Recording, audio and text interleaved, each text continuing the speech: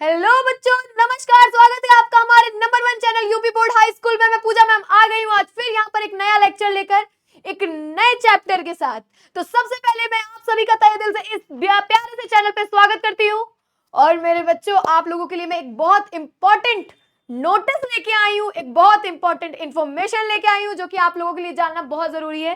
जैसा कि आप यहाँ बोर्ड में देख सकते हैं कि हमारा Telegram channel and WhatsApp channel बन चुका है। व्हाट्सएप ग्रुप ज्वाइन कर लीजिए और टेलीग्राम चैनल ज्वाइन कर लीजिए, बिकॉज ये आपके लिए ही फायदेमंद है। कैसे फायदेमंद है भाई? कोई भी वीडियो आने से पहले उसकी नोटिफिकेशन आप तक पहुंच जाएगी। एक भी वीडियो आप लोग मिस नहीं कर पाओगे हमारे इन दोनों की वजह से। तो यहाँ देख सकते हैं, क्लास नोटिफिकेशन आपको डेली मिल जाएगा, डेली क्लास के पीडीएफ मिल जाएंगे। जितना भी हम लोग यहाँ पढ़ा रहे हैं, ये सारी चीजें, इन सब की पीडीएफ आपके पास अवेलेबल होंगी, और वो भी सिर्फ इन दोनों की मदद से। तो भाई, हमारी ये दोनों सच्चे दोस्त हैं, इन दोनों को अपनी दोस्ती करवा लो। Telegram channel and WhatsApp group join कर लीजिए। मोस्ट इंपॉर्टेंट नोटिस है आप सभी बच्चों के लिए, और अपने दोस्तों को भी बताइए, क्योंकि आप लोगों को शेयर करनी है ना। क्लास शेयर तो करनी है, साथ साथ ये इंफॉर्मेशन भी उनको शेयर कर दीजिएगा। हर क्लास के बाद 10 मोस्ट इंपॉर्टेंट क्वेश्चन आप लोग को दिए जाएंगे। मतलब कि आप लोगों का टेस्ट होगा, आप अपने आप को टेस्ट कर सकते हैं कि आपने क्लास लेने के बाद कितना आपने इंफॉर्मेशन गेन की, कितना नॉलेज आपने गेन की। वो चीजें आप खुद ब खुद अपने आप को एग्जामिन कर सकते हैं। देन क्लास से संबंधित क्विज देने का मौका भी मिलेगा हमारे चैनल पे, हमारे ऐप पर, विद्याकुल ऐप पर। क्लास से रिलेटेड वीडियो, ये वाईटी क्लास से रिलेटेड आप लोगों का क्विज होता है जिसको आप लोग दे सकते हैं। तो हमारा टेलीग्राम चैनल और व्हाट्सएप जो ग्रुप बना हुआ है, दोनों की लिंक डिस्क्रिप्शन में दी हुई है, तो जाकर उसको चेक करिए और हमारे चैनल को सब्सक्राइब करिए, लाइक करिए, और वीडियो के अंत तक बने रहिएगा, क्योंकि भाई नॉलेजफुल वीडियो है। तो वीडियो के लास्ट तक बने रहिएगा, और ये वीडियो अपने दोस्तों को शेयर करना बिल्कुल मत भूलिएगा। भाई, आप भी तो टॉप करना चाहते हो, प्लस आपके दोस्त भी तो करना चाहते हैं ना। तो सबको टॉप कराइए और हमारे वीडियो को शेयर करिए, चैनल सब्सक्राइब करिए, लाइक करिए और कमेंट करना बिल्कुल मत भूलिएगा। चलिए स्टार्ट करते हैं बच्चा आज की वीडियो। आज की जो वीडियो है वो हमारा जो आपका चैप्टर है काव्यखंड का, रहीम के दोहे। रहीम के दोहे की आज मैं व्याख्या करने वाली हूँ, एक तरह से उसका पूरा एक्सप्लेनेशन देने वाली हूँ। तो पूरा चैप्टर एक बार में एकदम खलास, फिनिश। तो आते हैं हम अपने चैप्टर्स पे। ये आप देख सकते हैं यहाँ पर दोहे लिखे हुए हैं। तो 14 दोहे हैं आपके चैप्टर में, 14 दोहे हैं जिनको मैं आज एक्सप्लेन करने वाली हूँ। तो सबसे पहला है कि जो रहीम उत्तम प्रकृति का करी सकत कुसंग, चंदन विष व्यापत नहीं, लिपटे रहत भुजंग। ये दोहा दिया हुआ है। जो रहीम जी थे ना, वो भी नीति परक दोहे दिया करते थे। वो सही गलत के तरीके को जानते थे, क्या सही है क्या गलत है, क्या करना चाहिए क्या नहीं करना चाहिए।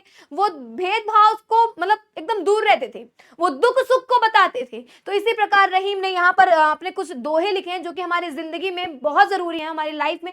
अगर इन दोहों के अर्थों को हम अपने जीवन में ले आते हैं तो शायद ही हमारी जीवन एकदम बदल जाए। तो जैसे ये पहला दोहा है कि जो रहीम उत्तम प्रकृति का करी सकत कुसंग, चंदन विष व्यापत नहीं, लिपटे रहत भुजंग। अर्थात रहीम जी ये कहना चाहते हैं कि जो उच्चतम प्रकृति का व्यक्ति होता है, जो इंसान अच्छे आचरण वाला होता है, जिसका व्यवहार बहुत अच्छा होता है, जिसकी जो प्रकृति है वो बहुत उच्च होती है, तो लाख उसके साथ बुरे लोग बैठे हो, लाख उसके साथ कुसंगत लोग हो, लेकिन वो अपना आचरण कभी नहीं बदलेगा, वो अपना व्यवहार, वो अपने संस्कार कभी नहीं भूलेगा। कुसंगति का उसके ऊपर असर ही नहीं पड़ने वाला। चाहे वो कितना भी बुरे लोगों के साथ हो, चाहे जितने भी बुरे लोग उसके साथ हो, उसके ऊपर उन लोगों का कोई असर नहीं होगा, क्योंकि वो उच्च प्रकृति का व्यक्ति है। उच्च प्रकृति का व्यक्ति, अच्छे आचरण का व्यक्ति, अच्छे संस्कार वाले व्यक्ति के ऊपर कभी भी दुष्प्रभावों का असर नहीं पड़ता, बुरे प्रभाव कभी उसके ऊपर नहीं पड़ते। कैसे, किस प्रकार? जिस प्रकार चंदन विष व्यापत नहीं, लिपटे रहत भुजंग। जिस प्रकार चंदन के पेड़ पर, चंदन का पेड़ जानते ना, तो चंदन के पेड़ पे क्या होता है, हमेशा सांप लिपटे रहते हैं। चंदन के पेड़ के आसपास सांप बहुत ज्यादा होते हैं, और मोस्टली सांप उसी में लिपटे होते हैं। तो जिस प्रकार, भुजंग मतलब बच्चा सर्प होता है, भुजंग मतलब सर्प होता है। तो जिस प्रकार चंदन के पेड़ पर सर्प जो हमेशा लिपटे रहते हैं, लेकिन उस सर्प के विष का असर उस चंदन पे नहीं होता, उस चंदन के पेड़ पर तनिक भी असर नहीं होता है। क्यों? क्योंकि वो चंदन उसी प्रकार महकता रहता है, उसी प्रकार प्रकार ठंडक देता है उसी प्रकार वो शीतलता प्रदान करता है लोगों को, उसके ऊपर उस सांप के विष का असर नहीं पड़ता। उसी प्रकार उच्चतम व्यक्ति के आचरण में, उच्चतम व्यक्ति के संस्कार अच्छे हो, उच्च प्रकृति का व्यक्ति हो, तो उसके ऊपर कुसंगति का असर नहीं होता है। वहीं दूसरा दोहा हम आ जाते हैं कि रहीमन प्रीति सराय ये मिले हो तरंग दून, जो जरदी हरदी तजय तजय सफेदी चून।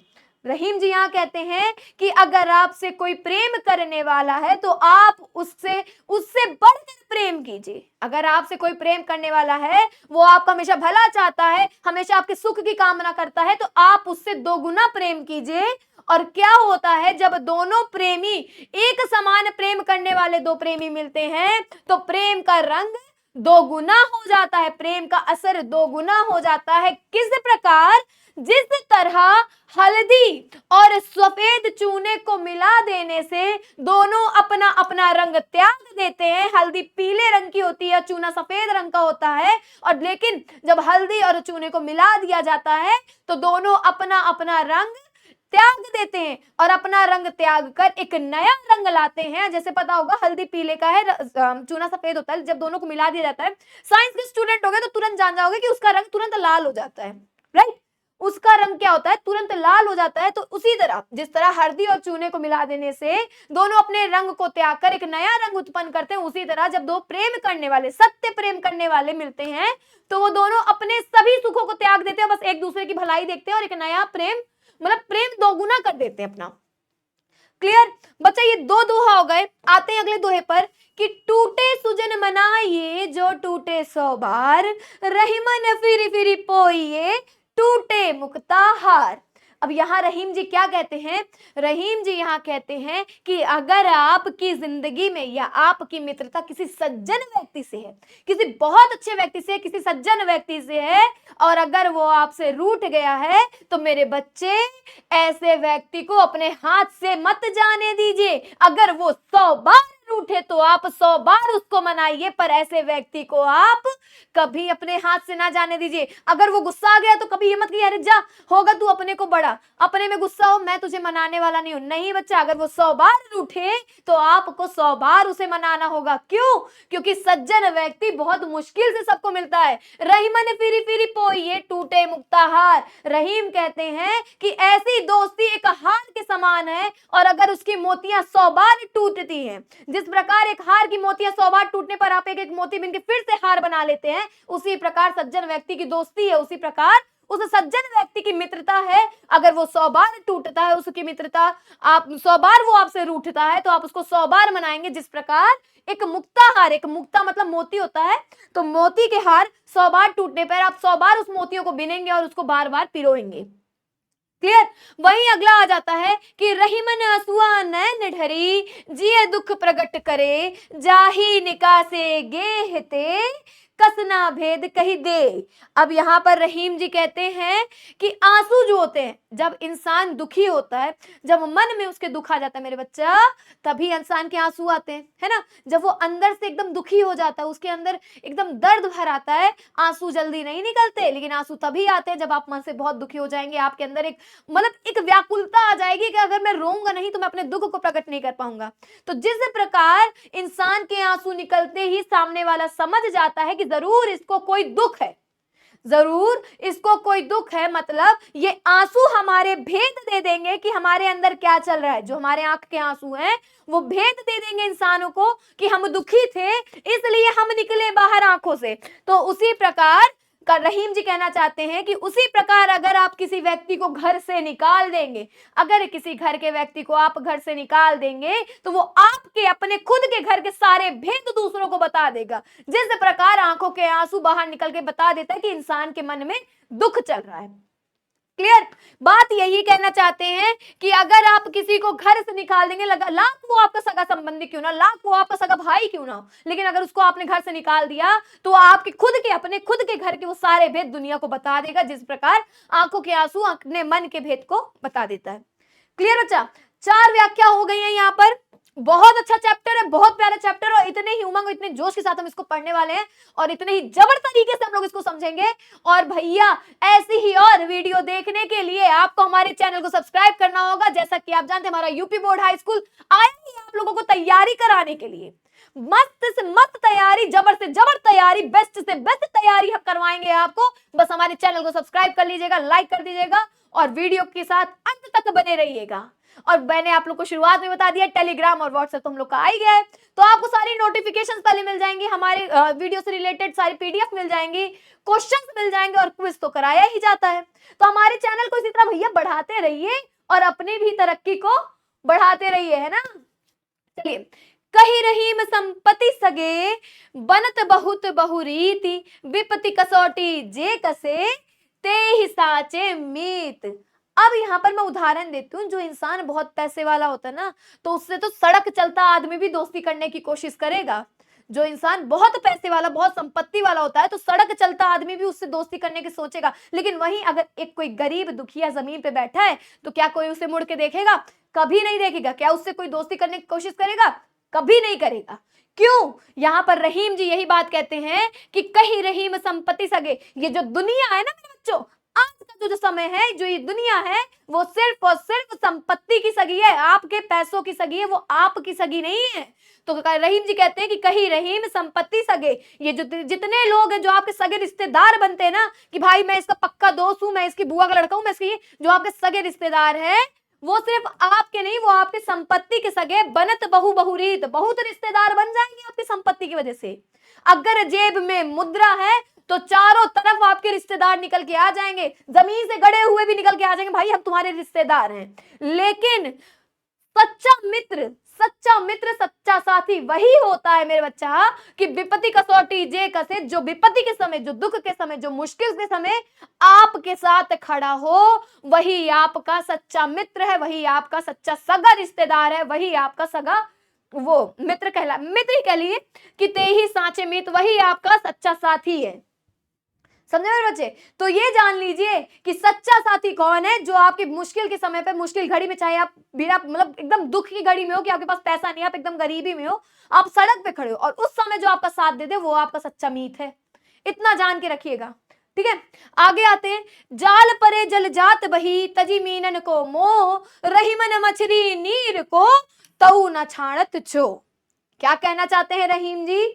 रहीम जी मेरे बच्चा यहाँ यही कहना चाहते हैं कि जब तालाब में, नदी में जाल फेंका जाता है, जब नदी में, तालाब में जाल फेंका जाता है, तब उस जाल से जो पानी होता है वो तो बह जाता है, जो पानी होता है वो बह जाता है, और उसमें जो मछलियां होती हैं वो उस जाल में फंस जाती हैं। जो मछलियां होती हैं वो उस जाल में फंस जाती है। तो रहीम जी कहते हैं कि जाल परे जल जात बही, मतलब जाल पड़ते ही जो जल है वो बह जाता है। तजी मीनन को मोह, उन मछलियों का प्रेम, उस मछलियों का मोह त्याग कर वो जो पानी होता है वो जाल के पार कर जाता है।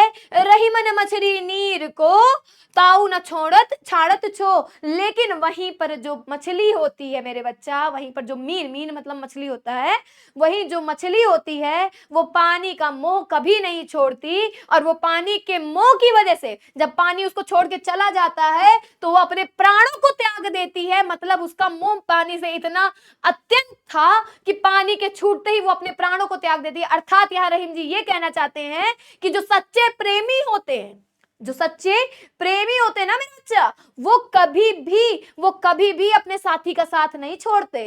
अगर वो सच्चा प्रेमी नहीं है तो वो आपका साथ छोड़ के चला जाएगा, लेकिन जो सच्चा प्रेमी है वो अपने प्राणों को त्याग देगा, लेकिन आपका साथ कभी नहीं छोड़ेगा। तो संभल जाइए और संभल के रिश्ते बनाइए, क्योंकि सच्चे प्रेमी जल्दी मिलते नहीं किसी को। अगर कोई मिल गया तो उसे छोड़ने की जरूरत नहीं है, ठीक है बच्चा। यहां पर यही कहना चाहते हैं कि जो सच्चे प्रेमी होते हैं, जो सच्चे साथी होते हैं, वो आपका मोह कभी नहीं छोड़ेंगे। चाहे आप कितनी भी मुश्किल परिस्थिति में क्यों ना हो, वो अपने प्राण त्याग देंगे, लेकिन आपका साथ नहीं छोड़ने वाले। यहां पर पानी धोखेबाज निकल गया है, ठीक है। आगे चलते हम लोग।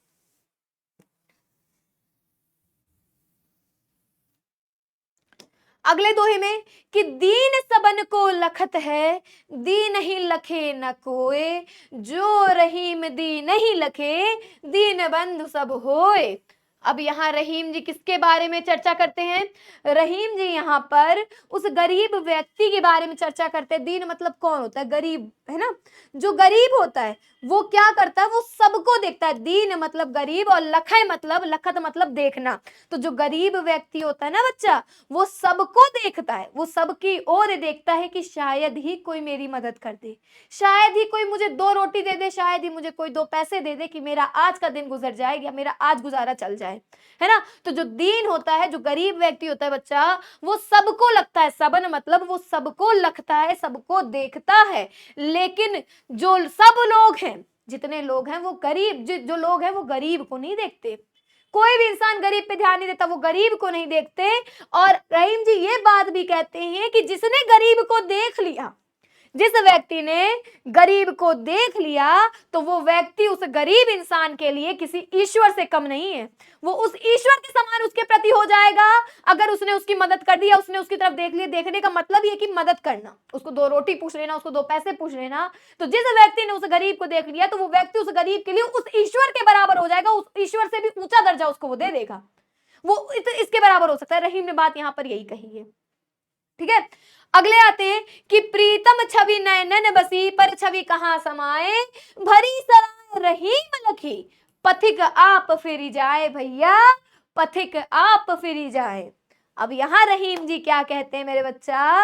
रहीम जी यहां पर यही बात कहना चाहते हैं कि जो मेरे ईश्वर है, प्रीतम यहाँ कौन है? मेरे परमात्मा है, मेरे ईश्वर है। जब मेरे ईश्वर मेरे आंखों में, मेरे हृदय में, मेरे तन में, मेरे मन में, मेरे रोम रोम में मेरे प्रीतम, मेरे ईश्वर, मेरे गुरु, मेरे आराध्य बस चुके हैं, तो वहां पर किसी और की छवि कैसे समा सकती है भाई? किसी की जगह ही नहीं है उसमें समाने की। जब मेरा ईश्वर, मेरा आराध्य, मेरा गुरु मेरे मन में, मेरे रोम रोम में बस चुका है, मेरे तन में बस चुका है, मेरे आंखों में बस चुका है, तो और कैसा कोई दूसरा मेरे ईश्वर की जगह ले सकता है? रहीम जी का कहना यही है कि भरी सराय, जब कोई दूसरा पथिक आएगा, पथिक मतलब राहगीर होता है, जब कोई दूसरा व्यक्ति आएगा, तो मेरे मन में जो सराय भरी हुई है, किससे भरी हुई है? उस मेरे ईश्वर से, उस मेरे गुरु से, उस मेरे आराध्य से, जो मेरा दिल भरा हुआ, जो मेरा हृदय भरा हुआ है। तो कोई दूसरा व्यक्ति आएगा, वो खुद ब खुद उल्टे पैर लौट जाएगा। लिखा है ना, पथिक आप फिर जाए, वो अपने आप वापस चला जाएगा ऐसी भरी सराय को देखकर, क्योंकि मेरे मन में, मेरे हृदय में तो मेरा गुरु, मेरा ईश्वर बसा हुआ है। समझे बच्चा? यहाँ पर प्रीतम का अर्थ उस ईश्वर को, उस आराध्य को बोला गया है, जो परमात्मा है, जो गुरु है, ठीक है। यहाँ पर रहीम जी ने इनकी बात कही है। वही इतना आप लोगों को आई होप अच्छे से समझ आ गया होगा। चलते हैं आगे, और भी दोहे इतने ही इंटरेस्टिंग तरीके से हम लोग पढ़ रहे हैं भाई, बड़े मजेदार हैं। और ये एग्जाम में तो इसमें से आते ही आते हैं, इसमें तो कुछ कहना ही नहीं है ना। मैं ऐसे तो यहाँ आई नहीं, आप लोग की एग्जाम की तैयारी कराने आई हूँ। और भैया आगे भी हम ऐसे और भी चैप्टर्स को कंप्लीट करेंगे, बस हमारे साथ बने रहिए आप लोग, ठीक है।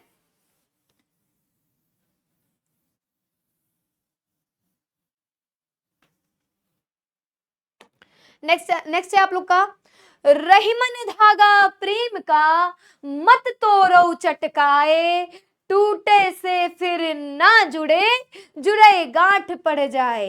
ये दोहा तो बहुत फेमस है।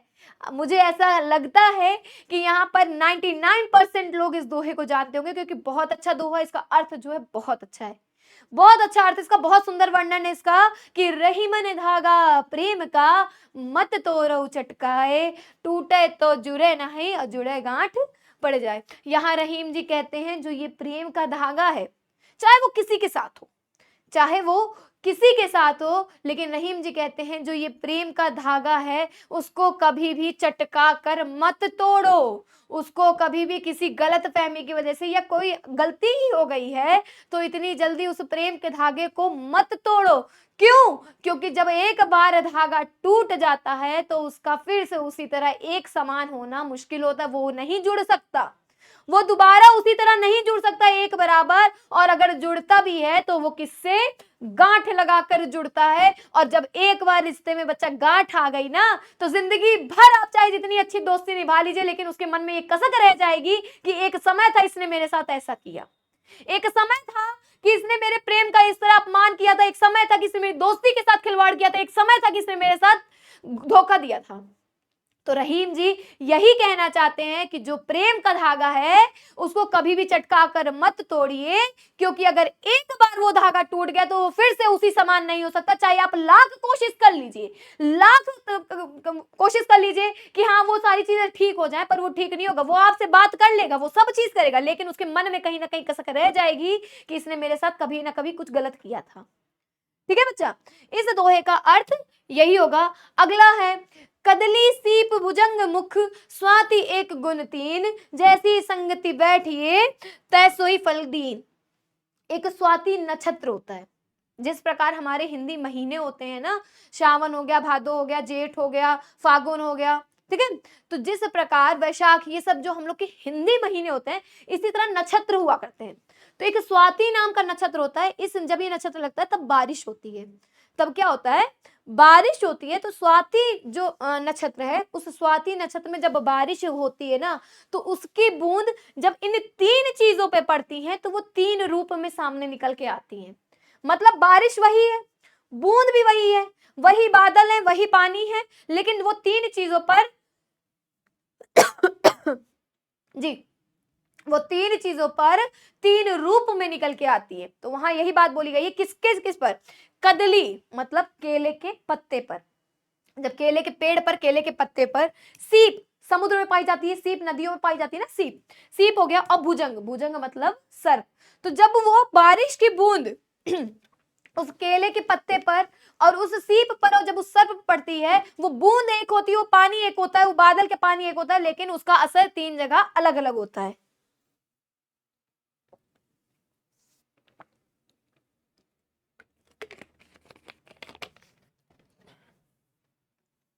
उसका असर तीन जगह बच्चा अलग अलग होता है। कैसे, क्या, जब वो पानी की बूंद कदली पे पड़ती है, जब केले के पत्ते पे पड़ेगी तो वो कपूर के समान दिखाई देगी। किसके समान दिखाई देगी, वो रहती बूंद है लेकिन वो कपूर के समान दिखाई देती है। और वही पानी की बूंद जब वो सीप पे पड़ेगी, जब वो सीप पे पड़ती है तो वो मोती का रूप ले लेती है। जो मोती है वो पानी से ही बनता है, तो जब वो सीप पे पड़ती है तो वो मोती का रूप ले लेगी। और वही पानी का बूंद अगर सर्प के मुंह में पड़ जाए, सांप के मुख में पड़ जाए, तो वो जहर का रूप ले लेती है।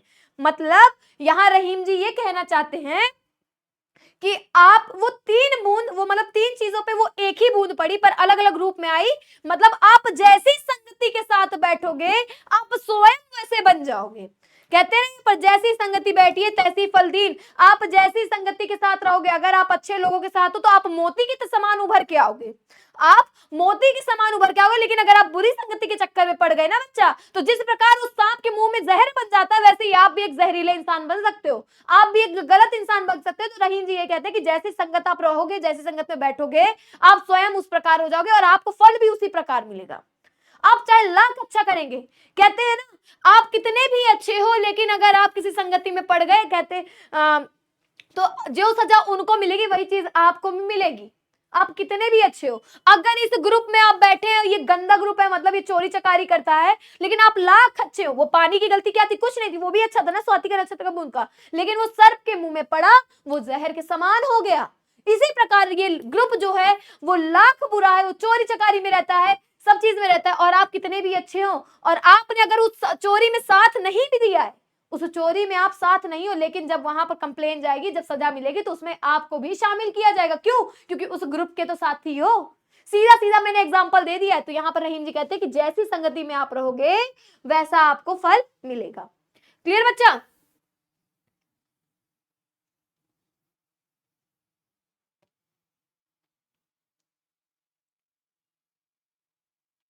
चलिए आगे चलते हैं। अगला है, तरुअर फल नहीं खात है, सरवत पियहि न पान, कही रहीम पर काज हित, संपत्ति सचहि सुजान। अब यहाँ पर रहीम जी उस सज्जन व्यक्ति की प्रशंसा कर रहे हैं जो उच्च आचरण का है, अच्छे व्यवहार का है, अच्छे संस्कार का है। उस सज्जन व्यक्ति की यहाँ पर रहीम जी प्रशंसा कह रहे हैं, कहते हैं कि जिस प्रकार तरुवर, तरुवर मतलब मेरे बच्चा पेड़ होता है, तरुवर मतलब क्या होता है? पेड़। जिस प्रकार एक पेड़ अपने फल स्वयं नहीं खाता, जिस प्रकार एक पेड़ अपने फल स्वयं नहीं खाता, जिस प्रकार एक सरोवर, सरोवर मतलब तालाब, जिस प्रकार एक सरोवर, सरोवर मतलब तालाब, सरोवर, सरोवर अपना पानी स्वयं नहीं पीता, उसी प्रकार जो सज्जन व्यक्ति होता है वो अपनी संपत्ति अपने ऊपर व्यय ना करके, वो अपने ऊपर खर्च ना करके, वो दूसरों के हित में, दूसरों के लोगों की भलाई में ही लगा देता है। ये सज्जन व्यक्ति की पहचान है। जिस प्रकार पेड़ अपना फल नहीं खाता तो पेड़ को सज्जन बोला गया है, जिस प्रकार सरोवर अपना पानी नहीं पीता उसको भी सज्जन बोला गया है, उसी प्रकार अगर सज्जन व्यक्ति है तो वो अपनी सारी संपत्ति, अपने सारे पैसे वो सब लोगों के हितों में लगा देगा, लोगों की भलाई में लगा देगा। वो अपने ऊपर अपने लिए कुछ संजो के नहीं रखेगा, वो अपने लिए कुछ अर्जित करके नहीं रखेगा, वो सब खर्च कर देगा और लोगों की भलाई में लगा देगा। ठीक है बच्चा, इस दोहे का मतलब यही है। संचयी मतलब वो संचार करके उसको नहीं रखेगा। ठीक है, अगला है, रहीमन देखी बड़न को लघु न दीजे डारी, जहां काम आवे सुई कहा करे तरवारी। रे भैया कहा करे तरवारी। रहीम जी कहते हैं कि कभी भी बड़े लोगों के साथ आकर छोटे लोगों को नहीं भूलना चाहिए। लोग क्या करते हैं आजकल का टाइम है ना, लोग क्या करते हैं, जहां दिखा भैया वो बड़ा आदमी है, खूब संपन्न है, इससे मेरा फायदा ही फायदा होगा, तो वो इंसान तुरंत उसकी तरफ शिफ्ट हो जाता है। और उनकी तरफ शिफ्ट होते जो छोटे लोग जो हमेशा से उनके साथ रहे हैं उनको भूलना शुरू कर देते हैं, उनको तुच्छ समझने लगते हैं, उनकी बेइज्जती करने लगते हैं। तो यहाँ पर रहीम जी यही कहते हैं कि बड़े लोगों के साथ पाकर कभी भी छोटे लोगों को मत भूलिए। क्यों? क्योंकि जहां पर सुई का कार्य हो सकता है, कभी कभी वहां तलवार, जहां पर सुई कार्य कर सकती है वहां तलवार काम नहीं आएगी। लाख वो पैन हो, लाख वो बड़ी हो, लाख वो अच्छी हो, लेकिन जहां सुई का कार्य होगा वहां पर कभी तलवार कार्य नहीं कर पाएगी। कभी आप तलवार से कपड़े सिल सकते हो? नहीं, सुई सिलेगी ना। तो उसी तरह जहां बड़े लोगों की संगति में हो अच्छी बात है, आप रहो, आपके लिए बहुत अच्छा है कि आपको कोई बड़ा इंसान मिले, लेकिन उनके साथ रहते रहते आप छोटे लोगों को कभी मत भूलो, क्योंकि मुश्किल समय पर कभी कभी वो बड़े लोग ना साथ देकर वो छोटे लोग ही आपका साथ देंगे, वो छोटे लोग ही आपके काम आएंगे। इसीलिए कहा है कि जहां पर सुई काम कर सकती है वहां तलवार काम नहीं कर सकती, इसीलिए बड़े लोगों का साथ पाकर छोटे लोगों को कभी मत भूलिए। ठीक है बच्चा, ये दो कंप्लीट हो गया। एंड द लास्ट हम लोग की दो है दोहे, हम लास्ट दोहे पे आ जाते हैं जो ये है। आपका चैप्टर ये कंप्लीट होने पर आ गया, लास्ट के दो दोहे बचे जो कि हमने आज कंप्लीट कर दिए। आई होप कि आप लोग को पूरी वीडियो बहुत अच्छे से समझ आ गई हो, दोहों की व्याख्या बहुत अच्छे से समझ आ गई हो, क्योंकि मैंने इतने इजी वे में आपको समझाया है। ठीक है बच्चा, तो आ जाते हैं यहाँ पर कि यो रहीम सुख होत है बढ़त देख निज गोत, जो बड़ी आंखी निरखी आंखिन को सुख होत। यहाँ पर रहीम जी कहते हैं कि जिस प्रकार नॉर्मली किसी की बड़ी बड़ी आंखें होती हैं तो हम लोग को देख के लगता है ना कि हाय कितनी सुंदर आंखें, इतनी बड़ी बड़ी आंखें, इतनी सुंदर नैन नक्शे, कितनी अच्छी लग रहे हैं। तो रहीम जी यही कहना चाहते हैं कि जिस प्रकार बड़ी बड़ी आंखों को देखकर हमें अपनी आंखों को सुख मिलता है, उनकी आंखों को देखकर, उसी प्रकार यो रहीम सुख होते, उसी प्रकार जब हमारा गोत बढ़ता है, जब हमारा कुल बढ़ता है, जब हमारा वंश बढ़ता है, जब हमारा गोत बढ़ता है, गोत मतलब यहाँ पर कुल वंश होगा, उसी प्रकार जब हमारा कुल और वंश बढ़ता है आगे, चाहे वो तरक्की के मामले में हो चाहे वो कुल के मामले में हो, जब वो तरक्की पर जाता है, जब वो कुल आगे बढ़ता है, तो उसी प्रकार हमारे शरीर, हमें भी जो हृदय में जो सुख मिलता है वो उसी प्रकार का सुख मिलता है जब बड़ी बड़ी आंखें देखकर अलग ही सुख प्राप्त होता है। ठीक है बच्चा, यहाँ पर लिखा यो रहीम सुख होत, सुख मतलब खुशी, बढ़त देख निज गोत, गोत मतलब कुल होगा, बढ़ते अपने कुल को बढ़ते देखते हैं, जिस प्रकार बड़री आंखियां, बड़ी री मतलब बड़ी बड़ी आंखियों को देखकर आंखों को सुख मिलता है, उसी प्रकार का सुख हमें प्राप्त होता है। ठीक है, और वहीं पर आ जाते हैं हम लोग अपने लास्ट वाले पर कि रहीमन ओछे नरनते तजो बैर अरुप्रीति, काटे चाटे स्वान के दुह भांति विपरीति। रहीम जी कहते हैं कि हमें ओछे लोगों से, जो नीच लोग होते हैं, जो छोटे लोग होते हैं, उनसे ना बैर रखना चाहिए, ना मित्रता रखनी चाहिए, ना उनसे प्रीति अच्छी, ना उनसे बैर अच्छा। यहाँ लिखा है ना कि बैर अरुप्रीति, बैर और प्रीति, ना उनसे प्रीत अच्छी है ना उनसे दुश्मनी अच्छी है। क्यों नहीं अच्छी? क्योंकि छोटे लोग अच्छे नहीं होते हैं, जितना उनसे दूरी बनाई जा सकती है उतनी दूरी हमें बनानी चाहिए।